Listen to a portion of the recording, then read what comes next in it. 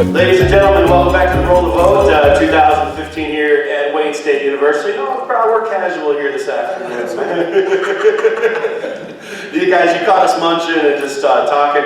You know, I'm pretty lucky, man. I get to travel around and do this kind of thing, meet all kinds of interesting people. We're not backed by a financial organization. You know, we have a small nonprofit that Courtney, myself, and a couple others started. It does help move some things around, make it easier. We've gone literally, luckily enough, from North Carolina to California. I think we've probably done 8 speaking engagements over the last year as a nonprofit sports group. It's been amazing. But you know, coming back home is always really, really awesome. And while I'm out, I like to pretend I'm an ambassador, I guess, of my state, you know? Right. And in Colorado and Washington, Oregon, all those places, I always brag about Michigan. And I say, man, you know, yeah, you guys have a good thing. It's cool what you got, but back home, right. You know, they don't have what we have here. The Midwest is, we're people that Westerners don't understand. You know? The Colorado got the big shock when we came out for the first cup, right? Right. So ladies and gentlemen, I'm lucky enough to sit here. I'm sitting with Ronald Hudson.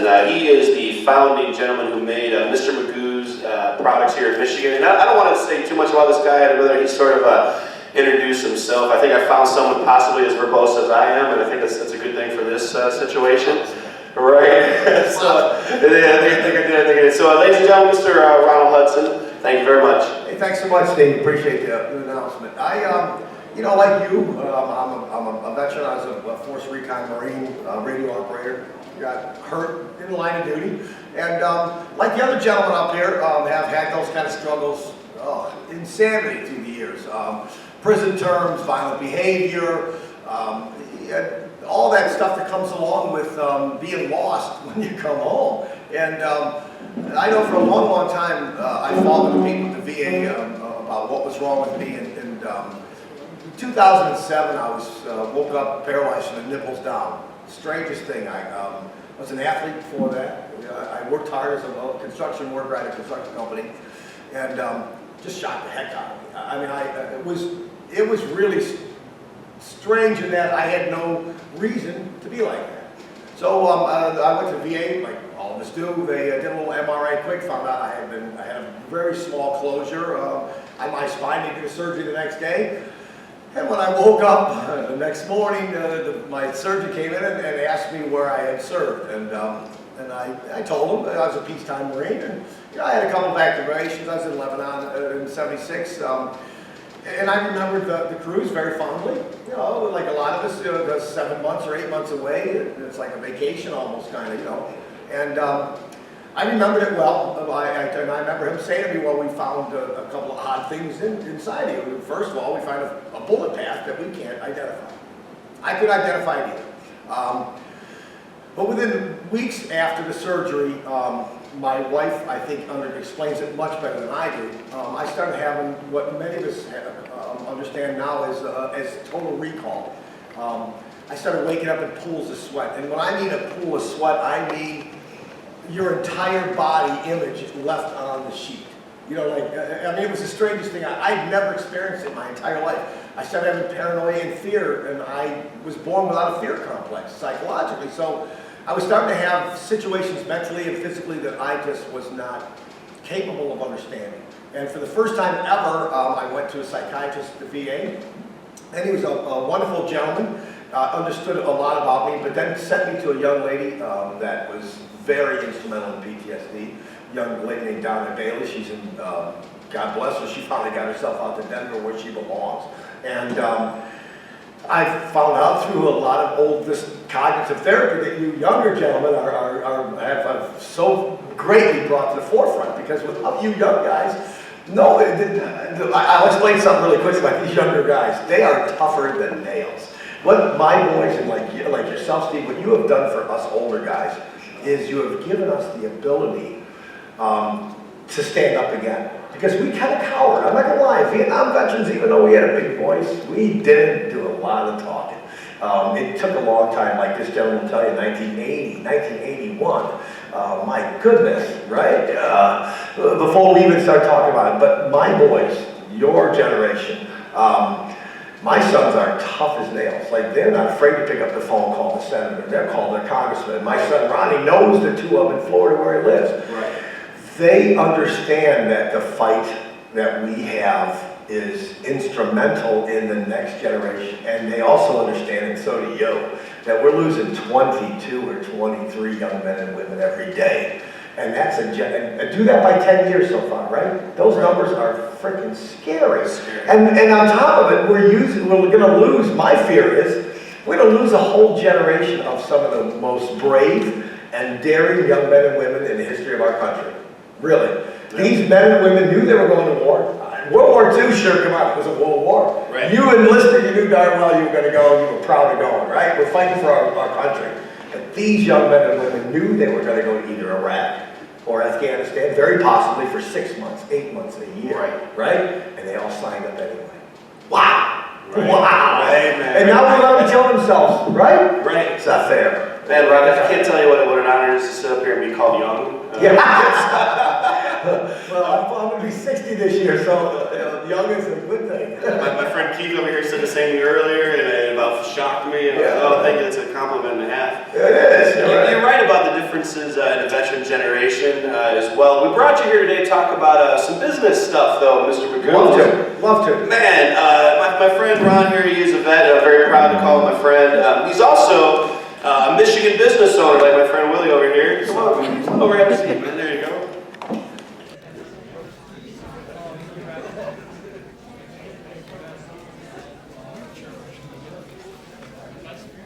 This is the Michigan Business Panel here for the Roll of the Vote. And the reason that we created this is because we believe that businesses are affected pretty directly by politics. It seems to be a natural fit. And we didn't really see a forum accessible by the people where local business owners could come out and voice their idea of what their political hotbeds are currently. So we decided, why don't we give this a shot and invite some local business people out. And thankfully, these are some local business people who have responded. I've already introduced Mr. Ron Hudson, and I have already previously introduced my friend Willie Taylor here. So without further ado, this is the Roll the Vote Michigan Business Panel.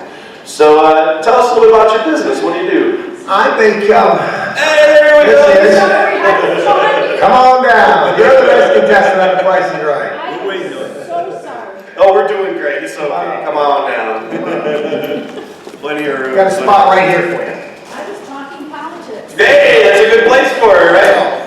She was caught politicking. You guys might have to share a mic. I'm not That's sure. okay. We can certainly do that, but not a problem. All right, ladies and gentlemen, taking a seat here with us is Pamela Reyes. Am I saying that correctly? Correct. Fantastic. Pam, you're representing RHP Enterprises. It's an LLC here in the state of Michigan. Is that correct as well? Yes. Fantastic. Now, we've kind of already talked a little bit about Ron's history. We already talked a little bit about Willie. And now that you're fresh to the table and you're hot on the mic, tell us a little bit about yourself, what you do, and then if you could segue into what your organization is, that would be great.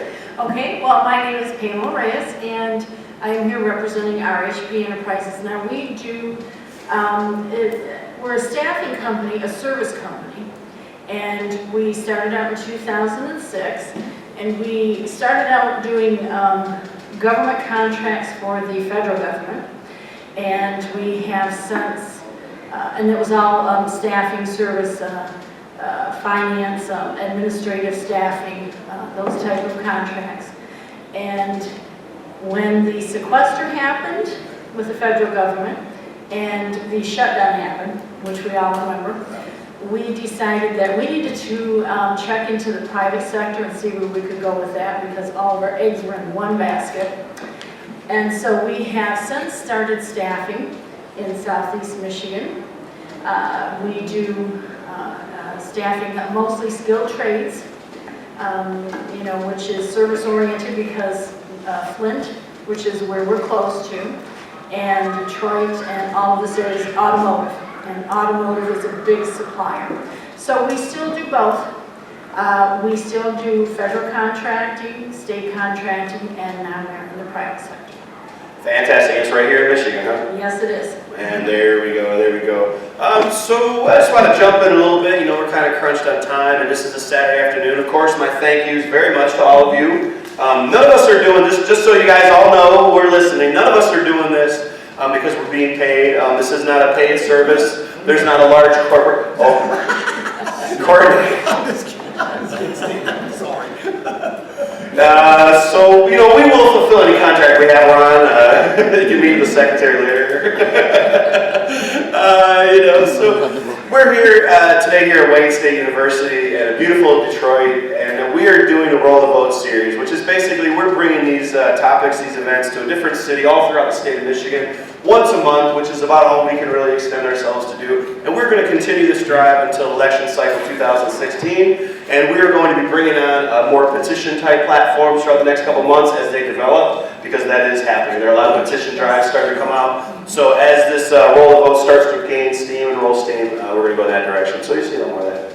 But this is the business panel here in the state of Michigan. So anybody here is a hot topic political-wise that affects Ron and his one? I have one. Let's hear it, Ron. What do you think? A hot topic here in Michigan. I'm obviously I'm involved in medical marijuana here in Michigan. I am, and being a paralyzed veteran with boys that are combat veterans, we find in our household that it's very unsettling today. You know, things, politics and the military really do go hand in hand in many ways. A lot of us don't want to talk about it, but it seems once you're out, it becomes a huge topic in your family no matter what you do. And in my case with my boys, it comes down to this PTSD issue, and it's dear to my heart because I've got two boys in that generation, and if 22 or 23 are killing themselves every day, then my boys are subject to the same darn thing. And it's, for me, you know, our fight obviously is cannabis medicines. I create and make a full line of medicines, anywhere from what we call recreational type, our popcorns and some of those things, to our really serious medicines, our veteran medicines for PTSD, our juices and our simple syrup that acts so quickly you can't stay mad. And we have found that cannabis and veterans go hand in hand. The Israelis have figured it out a long time ago. My Jewish friends and family, my daughters both wanted to fight. Believe it or not, my boys fought with the American Marine Corps. My daughters both wanted to join the Israeli army. Luckily, neither one of them did, but because Jewish girls just feel that they're supposed to put their 2 years in. So that kind of scared us a lot. But what my daughters saw over there that we never see here, they understand the combat role, first of all, but they also understand what is needed during that time. Like today, when they go to combat, they have, believe it or not, a small lump of hash in their little C ration kit. Like we used to get, I guess you guys call them A-rats or... Sure, they used to be cigarettes. Sure, but we had cigarettes back in the Vietnam day, and when we were, I remember when I was on maneuvers with many of my fellow force recon people, and I was with a lot of reconners from France and Australia, and I heard him talk about Australia earlier.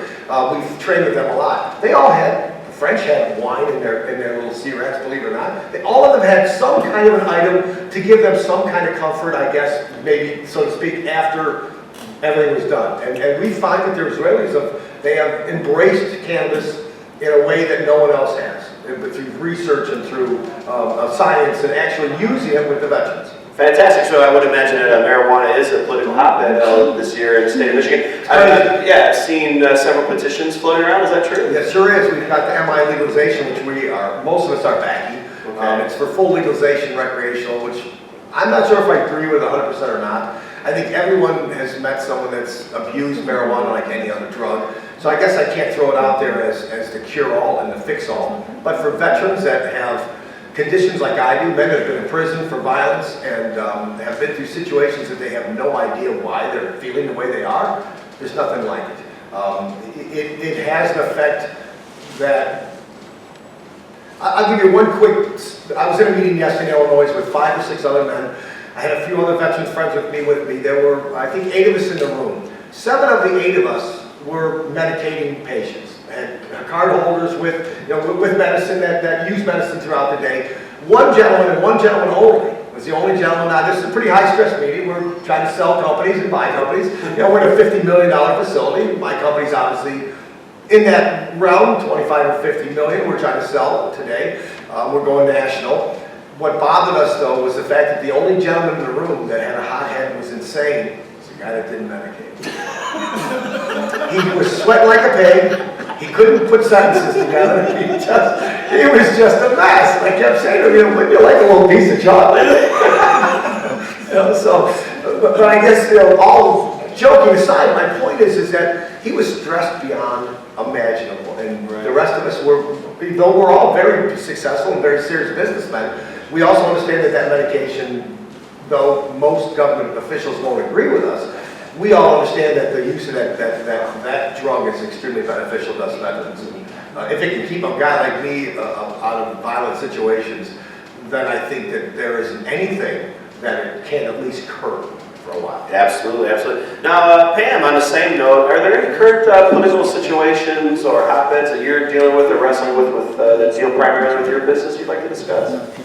Well, we don't have the same, it's not as hot a topic, but what we do in our business, we do a lot with veterans because we're veteran-owned, and your panel up here, your panel up here earlier, and Lily was one of them, was talking about the veterans initiative to get more veteran-owned companies, and that's what we are, and we have taken advantage of that. And I was letting Keith know that it is working, what he's doing. And he may think he's not seen as big of a progress as he wanted to see.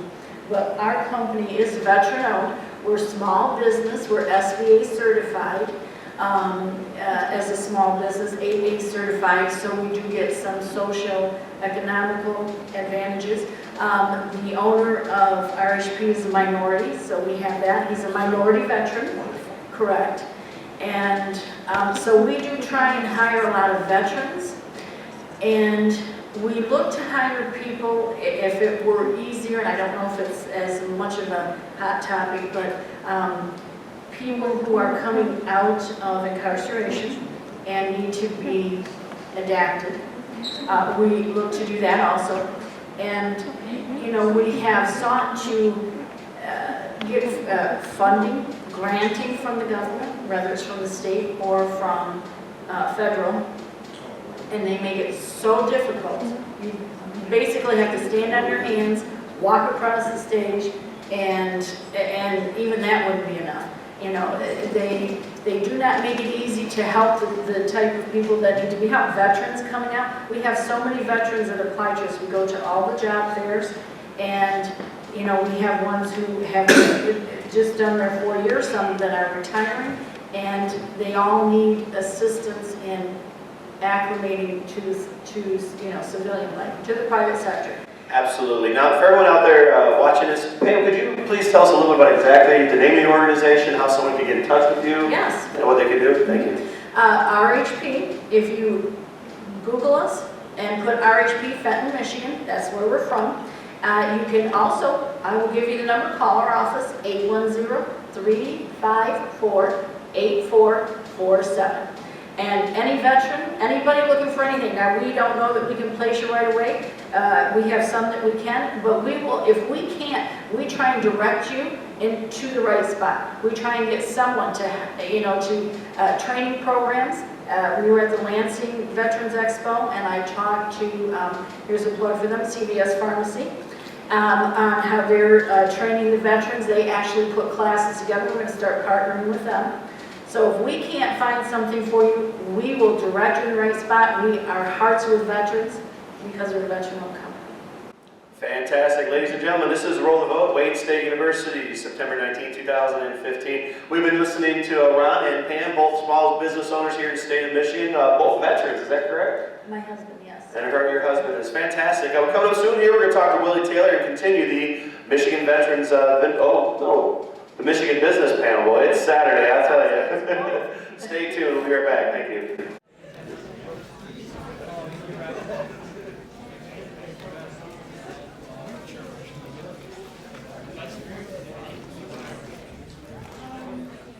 All right, and welcome back to the Roll the Vote, Wayne State University, September 19, 2015. I think I've said that date 20 times already. I think we know what date it is. I think we know what time it is. It is Saturday. It is early, and we are at Wayne State University. This is the Michigan Business Panel. I'm going to say that right. This is the Michigan Business Panel. Yeah. There we go. We did it. To my right, we have Willie Taylor. To my left, we have Pam Reyes, and we have my man Ron Hudson. This is fantastic. This is Michigan business at its best. To my right, I'd like to introduce Willie Taylor again. He has a business here in the state of Michigan called Remote Management and Security Incorporated. Now, Willie, you want to tell us a little bit about what that is? Did I get the name right? You got it right. Woohoo! I practiced for an hour. What we do is, we are a total technological company, corporation. We do everything from networking to basic computer repair to development of technology. The only one thing we don't do, which I really need to learn how to do, is web design. So we don't do web design. I tried it, I hate it. Can't get it right. But we've been in business for 21 years. Been lovely. You know, we've done a lot of big projects, and I believe in high investment. And you know, one of the reasons you take a 17, 18, 19-year-old individual and they go into the military. But that's the only experience that they have. They haven't had the opportunity to hold any other job, but they are well trained once they come out with whatever else they have been trained to do, and they're well disciplined. So you can't find a better team player, dedicated, oriented, family, company, loving individual other than a veteran. I would absolutely agree with you. Hire a veteran. What do you guys think, Ron? You hire veterans at all? You got any veterans? We do. I've got 2 on my staff, obviously myself. Yeah, sure we do. We're looking for another one. That's all. I'm so glad you said that. Might be sitting next to her. So glad. Now, I don't know if everyone is familiar with the employer support of Guard and Reserve. Has anyone heard of that? Yep. Yes. Yeah. And so we are an employer, we're on the volunteer team. We go to, and this is for the Guard and Reserve that have been deployed so much in the past since 9/11. That's for sure. Yes, and so we go to the armories. We let them know that, you know, we support them if they come on to our company while they're gone. You know, you give support to the family. You give support to, you know, anything that they need, whether it's financial, you can do fundraisers, but even just support in telling the spouses and the person who is serving over there, okay, as your employee, you don't have to worry. When you come back, your job is going to be here. So employer support of Guard and Reserve is something that we, are really passionate about. We forget a lot about those kids. You know, we really have forgot that for the first time since the 40s. We have seen our young men and women that thought they were, going to get their college paid for through this reserve type program. Many of them, I come from a small town in Ohio, and we had a group go over and that had never ever seen combat out of Brook Park, Ohio. I think they lost 63 men, 3 of them over 50. You understand how these are men that are trying to get that 30 years that you see. You know, they're just as committed to than a man or a woman that puts their 20 years in the military. That's even correct. though they're not putting a uniform on every day, in my mind, they're even more dedicated because they have to keep a military experience and be a civilian at the same time. And that is hard. And that's really difficult to do. And then to go to combat and lose people that, my Lord, you thought you would never imagine because we're just going out to bivouac every 2 weeks or 2 weeks out of the summer, right? So you realize the commitment of these young men and women that went because I can't imagine the feeling in your stomach to think to yourself that I'm a reservist, there's no way I'm going to have to go. There's 400,000 of me, besides my group. They're not going to ever take me. And all of a sudden they become the #1 group going. And repeatedly. That was the part that was so strange, Yes. is that they just kept going. Kept going, and they are actually the core people in our communities, for our businesses. They sure are. Yes, They they're, sure are. and, like you said, they're there, and then they have to go for 6 months or a year, and then they come back to work. And half these people Yes. have very key roles in the companies they work for. That's the one that impresses me Yes. the most, is that you're having these managers and upper managers Yes. that are lieutenants and captains in Yes. the military, and they're being dragged away from their husbands and wives, and they're doing it without a complaint. I've never heard one reservist in all of my group sessions that I go with the VA, never heard one complaint. And you know, there's That's- something, that is, I want to add something right quick. You know, World War I, World War II, Korea, Vietnam, if I was drafted, had no choice. Modern day war, volunteer. yeah. They're all from National Guardsmen or reservists. And that's something we have to think about. Yeah, we tend to overlook it a lot. We We tend to really overlook it a have, lot. as civilians, once you become, we forget that they didn't get out. Like my boys, one did 10, one did 12. My youngest son was injured and lost a career, but they made the decision to get out. These people don't. They stay with it, and they stay. I know 80% of the young men and women that went over there and fought, they signed another 6-year agreement. Could you imagine that? Oh, yeah. 80% of them came right back to their communities, went back to work and said, you know what, I'm not getting out. I'm not going to do it. I'm staying until I'm going to finish it out. And there's definitely a lot to be said about the transition process. I think we can talk all for years for sure. about the stories and things. I'm here, Michigan Business, live here at Wayne State University. This is the Roll the Vote Michigan Business Panel, and I'm very proud to be here with Ron, Pam, and Willie. We're going to play a couple of Q&A here. We're going to play a little Q&A. You guys ready for this? This is fun stuff. We can do it. All right, we can do this. Hero. I would like to hear a little story about a hero you may have and why that person's your hero. Could we start with Willie? Willie, go ahead, buddy. Who would I call? Well, let's be very interesting. And I was just talking to his son last night. His name is John Gay. He used to be the commander of the Charlotte, Michigan American Legion Force. And he just died 2 months ago. And they put on a special just to an appreciation for John Gay. And what came out in that appreciation of how much he done for individuals coming back from the military over the past years, and how much he's done for individuals in the community that didn't have jobs, that he was willing to take under his wings, educate, train, and take them down the path of getting jobs and assist them with whatever they need, whether it be car repair, whether it be a vehicle, going to employers, talking to these individuals to get them jobs, because you got, once again, you got the young individuals coming out of the military, and the only job experience they have is the military. So he became that advocate, and he will always be forever. And what was his name? What was his name? John Gay.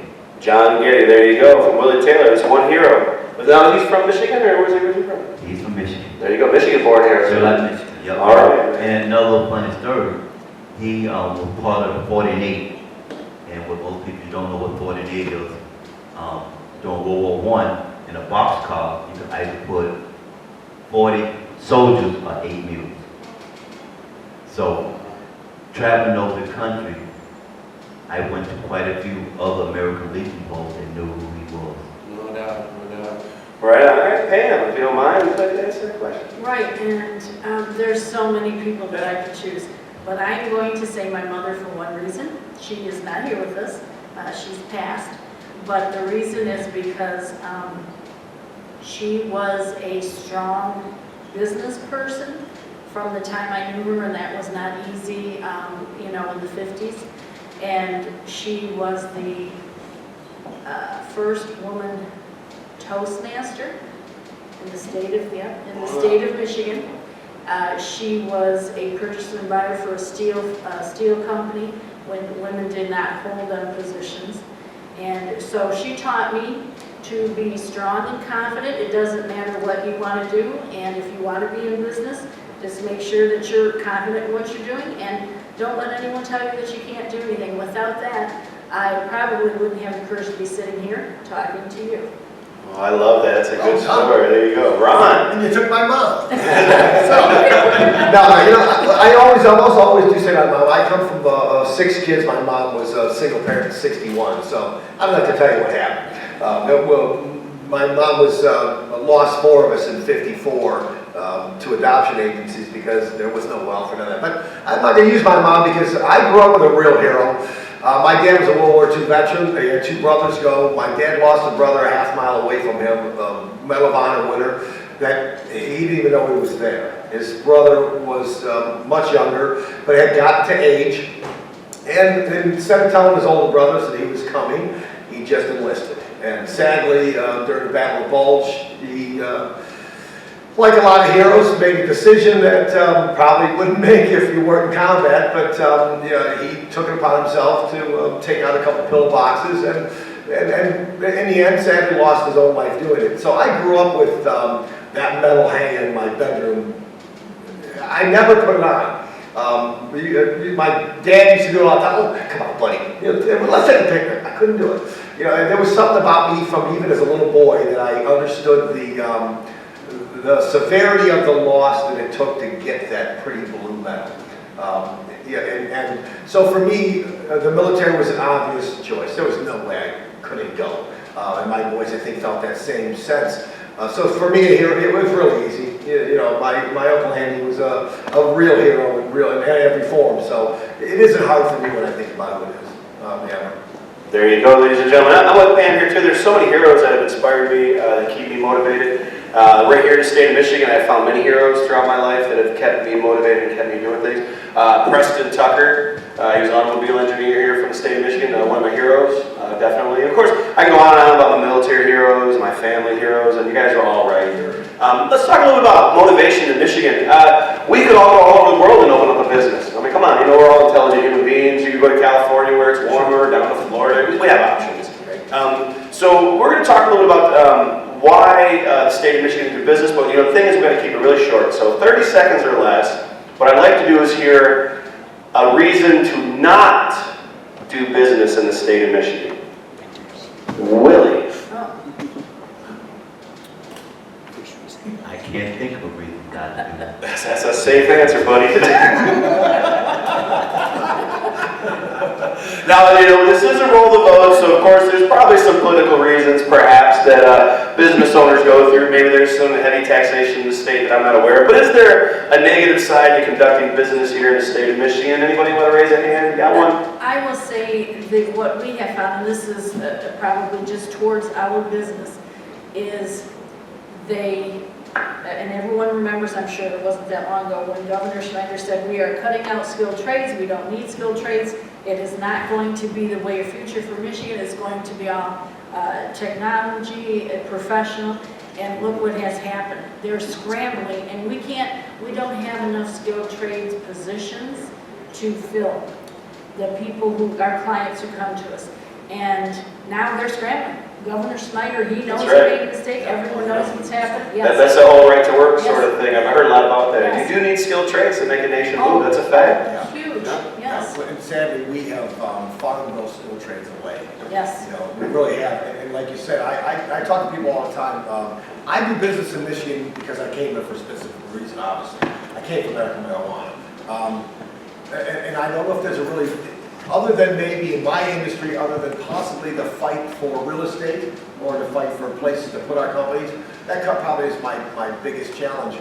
But like you said, I think what I've noticed more than anything is if you're not in a school zone or school area that has a program for welders, or like we were growing up, you had even landscape programs or construction programs.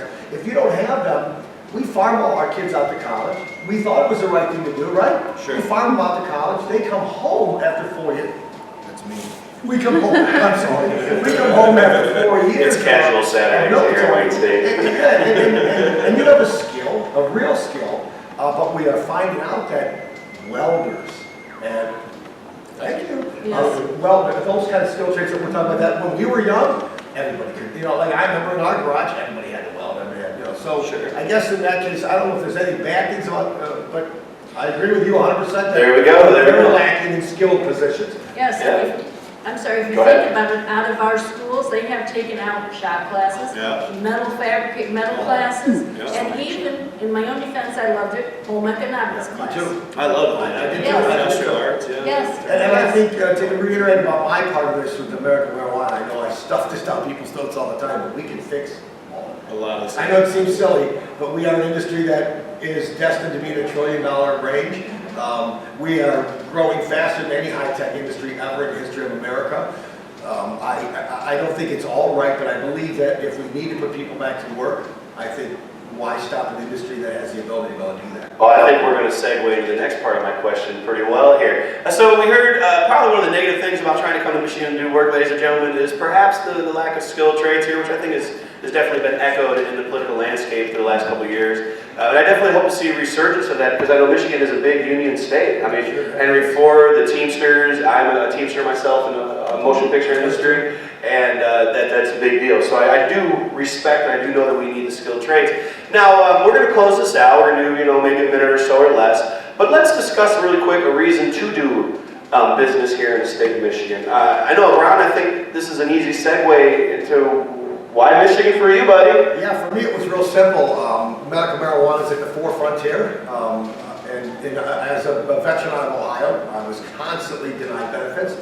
And I'm one of those guys that when the VA said that the doctors in the VA have to comply with medical marijuana states, I've been waiting to get here. Yeah, it's time to have a voice. It is, and Michigan is a wonderful state for business in general. Overall, it's simple, it's easy. You don't even have to live here to own a company here. That's the neatest part, I think. Right. But there's a commitment in Michigan to small business, we believe.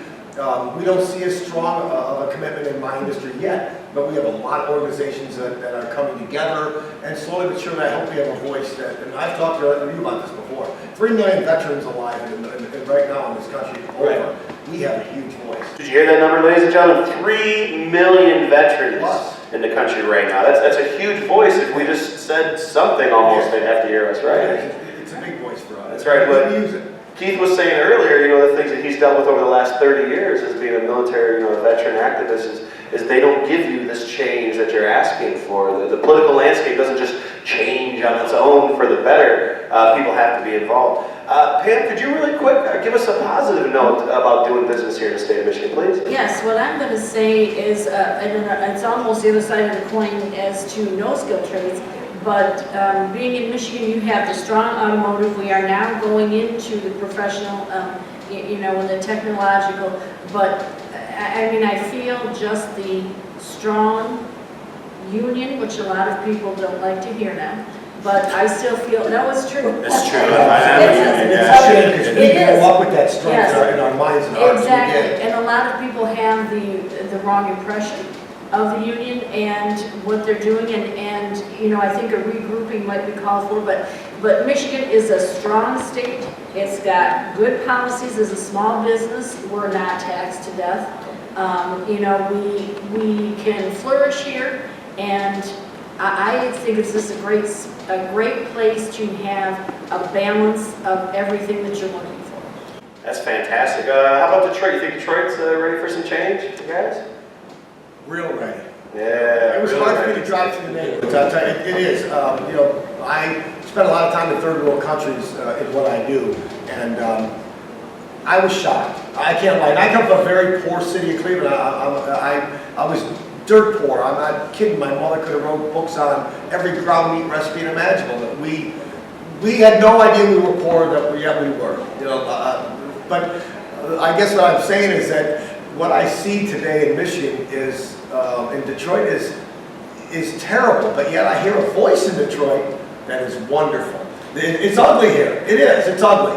But there are people here that are so passionate about this city. Oh, yeah. That just tickles me to death. Yeah. Because that's what you need. You gotta fight for your city. And You gotta fight for it. they need to reinvent to a degree, not completely, but they need to be bringing in reinventing, what Detroit is doing. You're talking about a city that's been here since the 1600s, folks. Let's go. Come on, can you even think far? Really? 1600s! That's crazy. So you can understand how long it could take to rebuild something that old to begin with. Mr. Taylor, how about you, sir? Some positives to doing business here in the state of Michigan, sir? Michigan State. Oh, boom! He's very smart from leaving Ohio. I know. Michigan State land. Yeah, I'm a Buckeye grad, Tom. Well, and history has proved itself. This used to be an automotive state, and we banked on automotive. Automotive moved away. So many people moved away because that's the only education they had. In fact, now Michigan is understanding that you have to have a combination of different things. And putting all jokes aside, we have two of the greatest colleges in the world, That's which is correct. Michigan, Yes. Michigan State. Michigan deals with a lot of IT, technology. Michigan State, agriculture. Those two things run the world. And we are becoming a more technological world. And what better place to be than here in Michigan? There we go. I would agree with you. I agree with you. I'd like to, we're going to close this out and maybe make some room for these, the next Students for Impact panel. This is the Wayne State University Roll to Vote, and we are really glad you're here. This is the Michigan Business panel. We have Ron, we have Pam, we have Willie. This has been a wonderful experience, a wonder exploratory. You guys came down here on Saturday, and I'd like for you to have a chance to tell the audience, because this is obviously videotaped and this is obviously going to be uploaded to the internet, which gives a small sense of immortality of the situation. You know, studio audience aside, God bless everybody that showed up. You know, the internet is going to keep this perpetuated forever, and these roll the votes, and I hope that you maybe come along again for some other ones that we have in the future. So I would like to say thank you by giving you some time to tell the world pretty much anything you want, knowing that we're definitely going to post this. I would hope that perhaps it would pertain a little bit to the rolling the vote situation, but that's up to you. So sound bites prepared, I hope, ladies and gentlemen. So we can go ahead and roll with that, Courtney. All right, thank you very much. Ladies and gentlemen, this is Ron, and he is from Mr. Magoo's products, cannabis products here in the state of Michigan. Proud veteran, and it's been a wonderful journey getting to know Ron over the last few months that we've gotten to know each other. I've seen him professionally and personally. I've had the honest to God privilege of going to his facility. Now, I've seen a lot of people making products in Michigan, everything from pallets to semi-truck trailers and all kinds of wonderful things. Now, Ron is a very professional organization, and literally, my hat's off to you, sir. What you do for your business is you definitely put it up. You definitely put it up on a pedestal. So, Ron, if you could start and give us a minute of closing arguments or discussions, please, Ron. I sure will, but I can make it really simple. My passion, obviously, is for the 22 or 23 that lose their lives every day. I have a mission to stop veteran suicides, period. It's really simple for me. It's a passion that I have had for a long, long time. I have friends who have had boys and daughters kill themselves. And when you hear their stories, they seem so simple. You know, you think to yourself, you're going to kill yourself over that. Well, that is not something that all of us have. And that is what does it. And I tell people, regardless of what that is, it's important to know what that is. Because these kids have a voice, and their voice shouldn't be told on a goddamn marker. You know, their history should not be told in 3 sentences on a marker in Arlington. It's just not fair. So I think, for me, that's it. It's a simple minute for me. It's all about finding that medicine that I make that gets, and getting that medicine to these young people so that they can find a way, whether it works or not, let me have a shot at it. Woo! There you go. I can test this man is trying his best to achieve that mission. Thank you so much, Ron, for what you do, man. I've seen it working, bro. I've seen it work. Don't go anywhere. We're not done yet. And if you could, please, give us a minute. Tell the world anything you'd like to tell them. They're actually listening, believe it or not. Okay, and this is the roll to vote, which I am so for, the American right to vote. A lot of people will say, and especially, you know, in the past, 15, 20 years, well, my vote does not count. Your vote counts. And we as Americans, I have lived in other countries because my husband's a veteran, and I have seen the privileges that, and even in European countries that are, Western civilization like we are, we still have the most liberties and freedoms of any country. And to be an American means everyone that is living here, everyone has the right to vote, and don't waste it. Don't think that I'm not going to make a difference when I vote, because at least you're going to go in there and you're going to put that in the ballot and you're going to try. Amen. I love that. That's wonderful. Mr. Taylor, please, man, give us some closing discussions here. Quite simple. One thing that I say all the time, freedom isn't free. You got to be willing to fight for it. Not complain about it, fight for it. And the only way you're going to make a change, you gotta be willing to vote. And there's so many people that refuse to vote because they say, well, this candidate, I don't agree with this candidate, I don't agree with him, run for yourself. But you gotta be willing to stand for what is right. If you don't stand for what is right, and we gotta learn to come together. Not a particular political party. You got to vote for what is right. And you got to be willing to fight for what is right. You got to start on the ground floor. You got to be willing to make a change. If you're not willing to make a change, don't complain about the people that get into office because you put them there because you wasn't willing to make a change. That's right. It's all excellent advice, isn't it, ladies and gentlemen? Well, thank you very much. If there's anything else you guys would like to add, now is a wonderful time. I think I'm good. Yeah, I can't thank you enough for bringing this up. Like I said, it's That's rare right. that I get to put my voice out there. And like you said, the voting thing for us, we got to have it. If you don't come out for medical marijuana, we're done. So That's right. We appreciate what you're doing because the voice needs to be out there. These guys, our younger generation needs to know how important it is to get out. I think they know more than us older guys. I think the bulk of us, that us Vietnam people, I think we tend to complain a little bit and then sit on our butts at home and not get to the polls sometimes. I've learned in the last 10 years I got to go because if I don't go, what do I say to my kids? If I don't have that sticker that says I went today, Yep. what do I say to everybody else? All right? Wear that sticker properly. That's I told my dad I was collecting signatures for trying to legalize marijuana, and he's like, "I'm sorry, son." And I stopped. I said, "Dad, what are you sorry for?" He said, "We should have done that by now." Good for him. I gave him a hug and said, "I love you." Yes. All right, ladies and gentlemen, thank you very much. The Roll the Vote 2015, Wayne State University. Thank you very much. Michigan Business Panel.